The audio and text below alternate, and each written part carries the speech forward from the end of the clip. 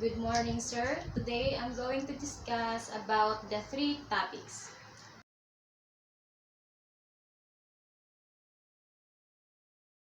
So, Transaction Processing System or TPS is a software that keeps track of transactions by processing the data in an online recording system.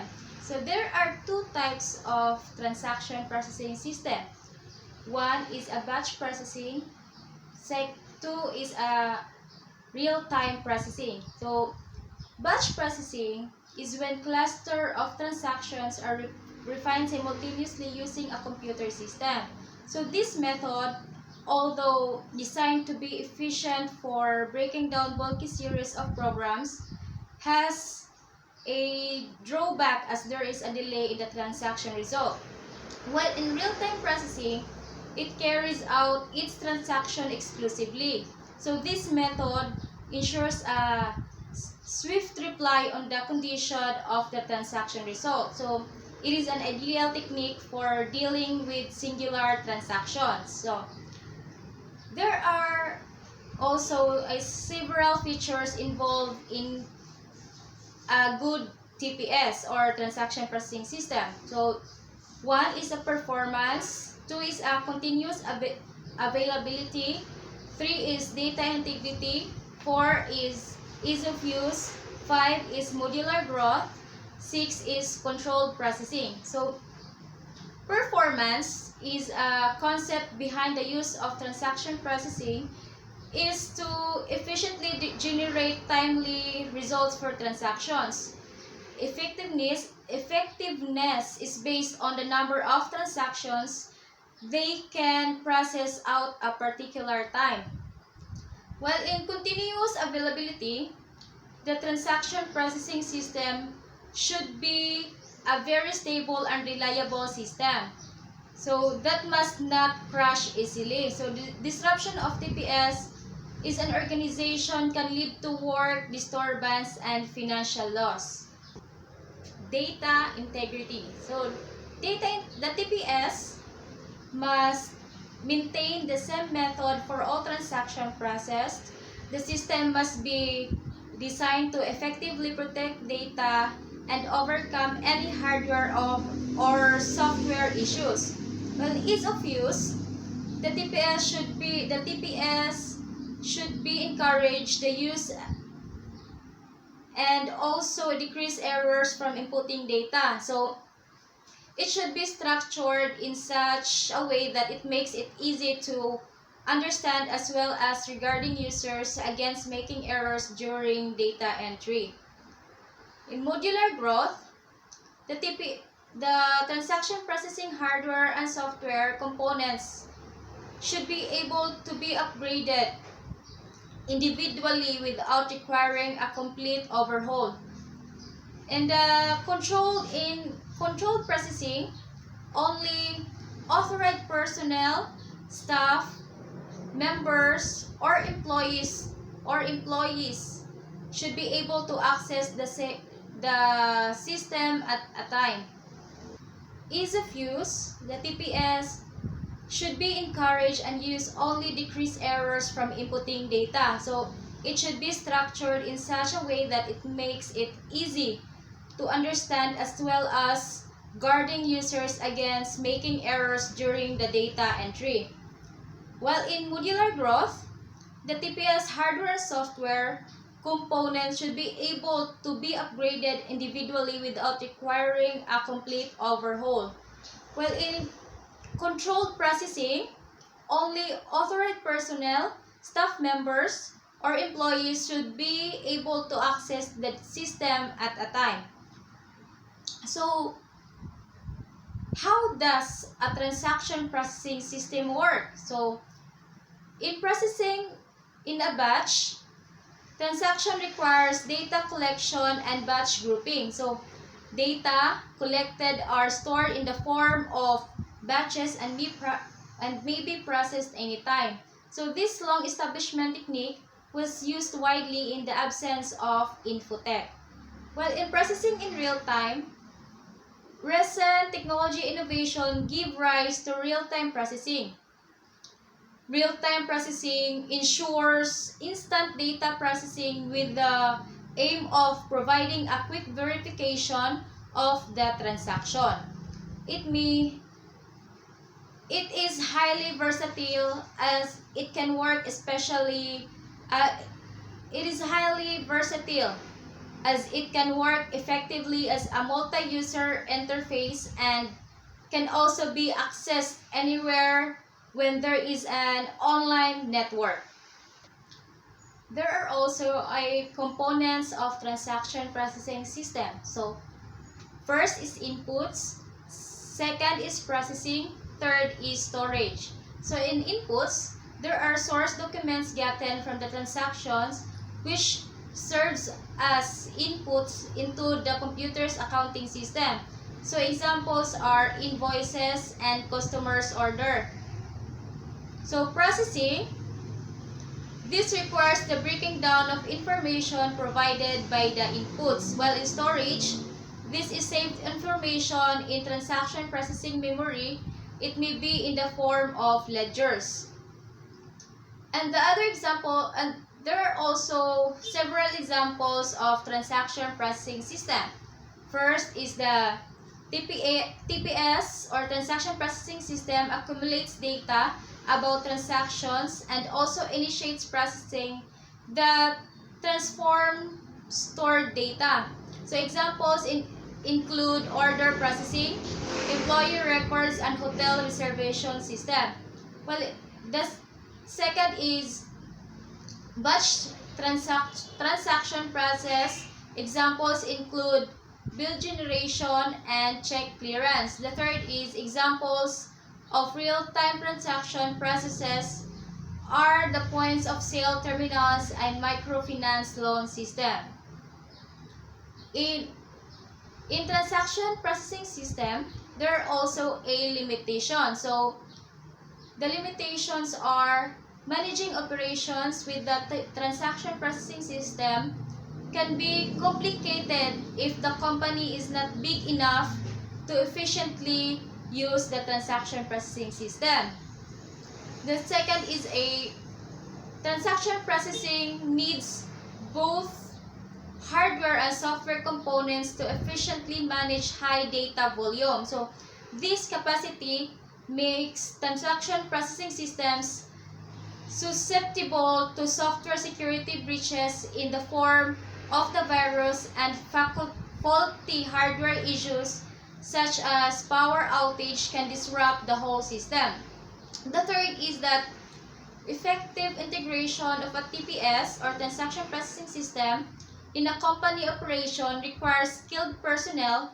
It also requires a link with associate company branches to maintain a secure flow of information. This high requirement can create instability and flags in the company's daily operation.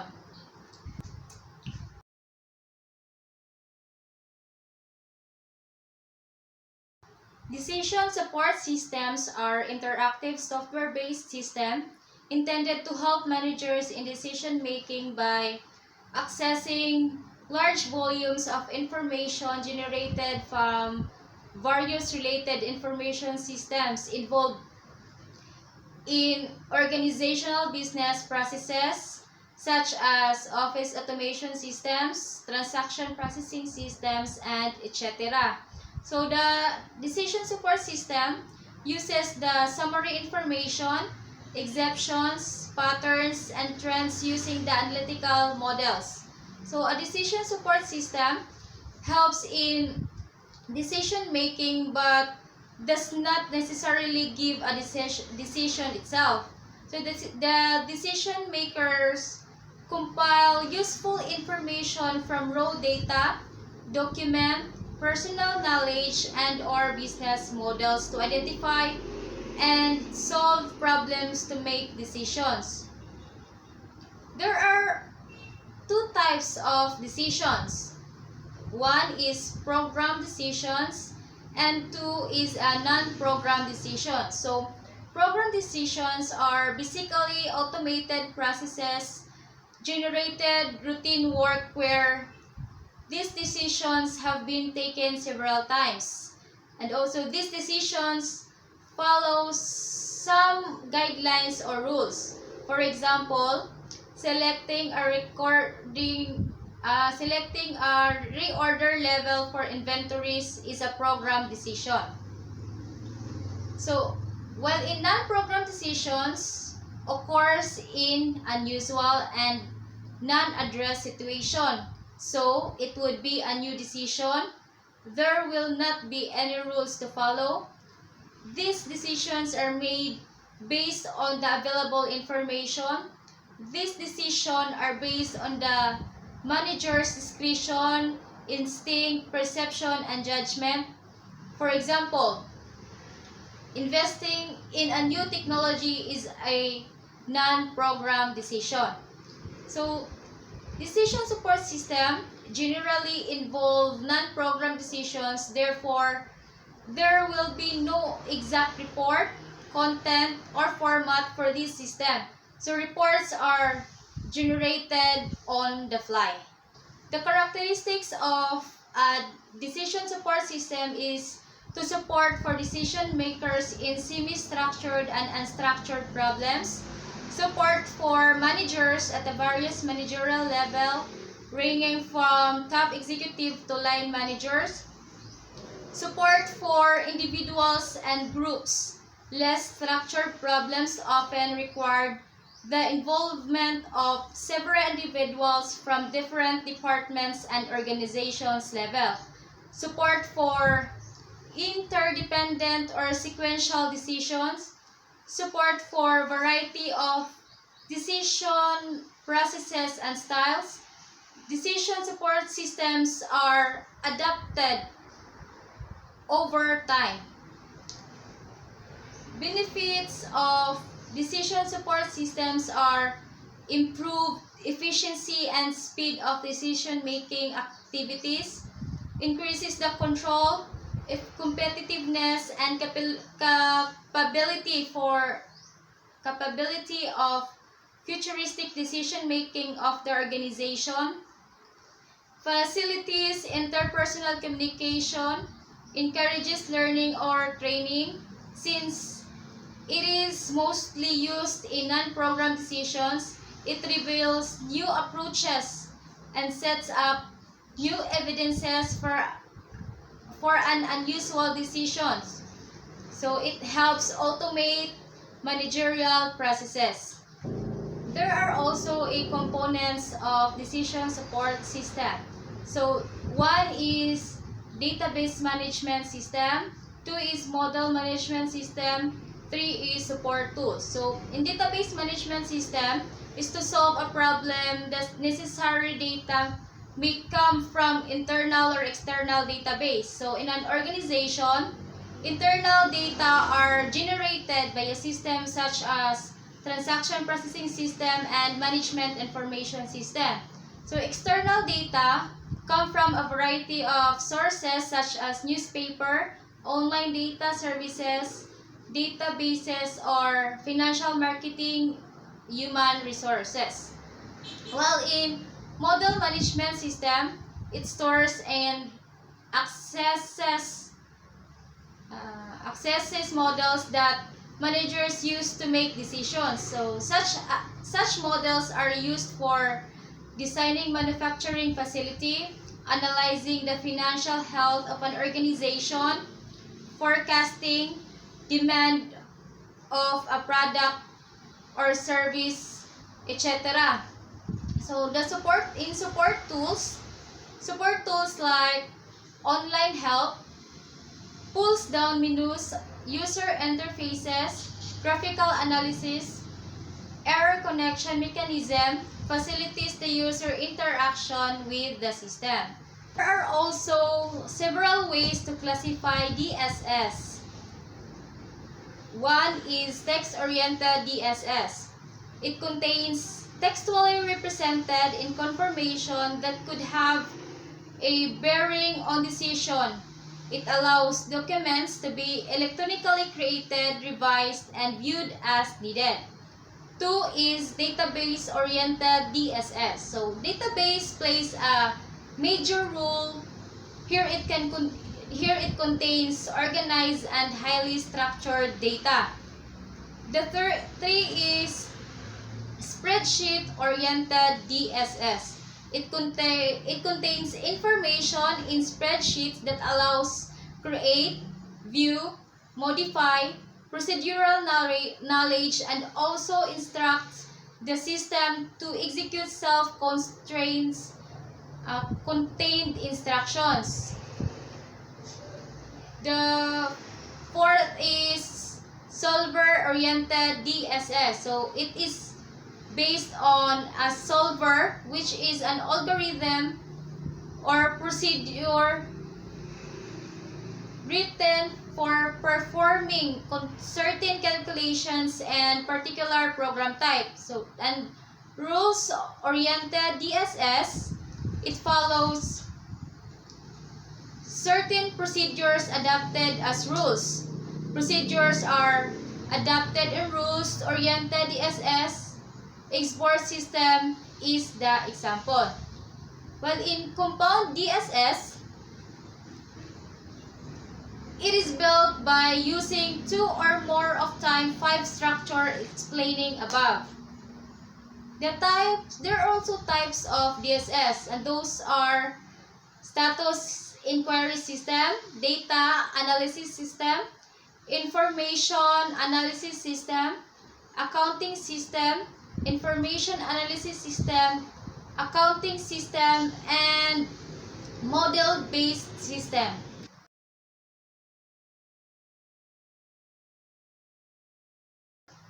Expert systems are the computer applications developed to solve complex problems in a particular domain at a level of extraordinary human intelligence and expertise.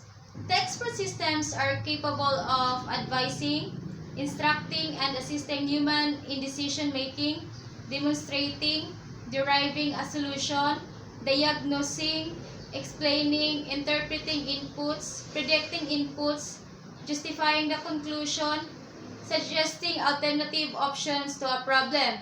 So they are incapable also of substituting human decision makers, processing human capabilities, producing accurate outputs for inadequate knowledge base, refining their own knowledge. They are incapable of substituting human decision makers, processing human capabilities, producing accurate output for inadequate knowledge base, and refining their own knowledge. So, the components of expert system includes knowledge base and inference engine and user interface. So, in knowledge base, it contains domain-specific and high-quality knowledge. So, knowledge is required to exhibit intelligence. The success of any expert system majorly depends upon the collection of highly accurate and precise knowledge. So, what is knowledge? So, knowledge is the data, is collection of facts. The information is organized as data and fact about the task domain. So, data, information, and past experience combined together are formed as knowledge. So, while in inference engine, use of efficient procedures and rules by the inference engine is essential in deducting a correct, flawless solution. In case of knowledge-based expert system, the inference engine acquires and manipulates knowledge from the knowledge base to arrive at a particular solution. To recommend a solution, the inference engine uses the following strategies: forward chaining and backward chaining. So in forward chaining is a strategy of an expert system to answer the question, what can happen next? So here the inference engine follows the chain of condition and derivation and finally reduces the outcome. So it considers all the facts and rules and sorts them before concluding to a solution. So this strategy is followed for working on the conclusion, result, or effect. So, for example, prediction of share market status and as an effect of changes in interest rates. While in backward chaining, with this strategy, an expert system finds out the answer to the question why this happened.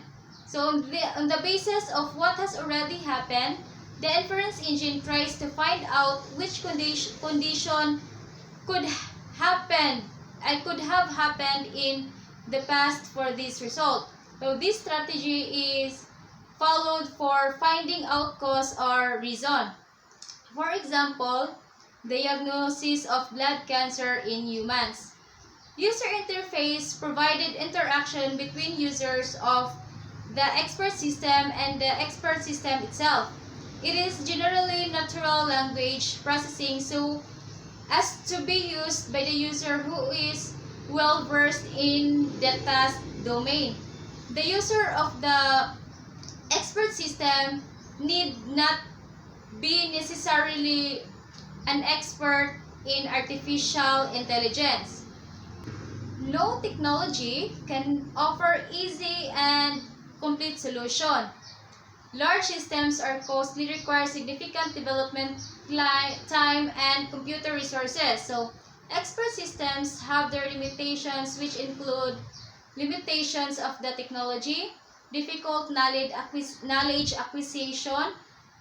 Expert systems are difficult to maintain, high development costs. So, the benefits of expert systems are availability, less production cost, speed, less error rate, reducing risk, and steady response. So, in availability, they are easily available due to mass production of software.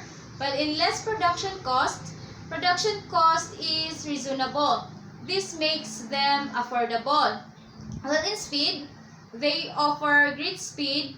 They reduce the amount of work an individual puts in. So, in less error rate is low as compared to human errors. In reducing risks, they can work in the environment dangerous to humans, while in steady response, they work steadily without gating, emotional tense, or fatigue.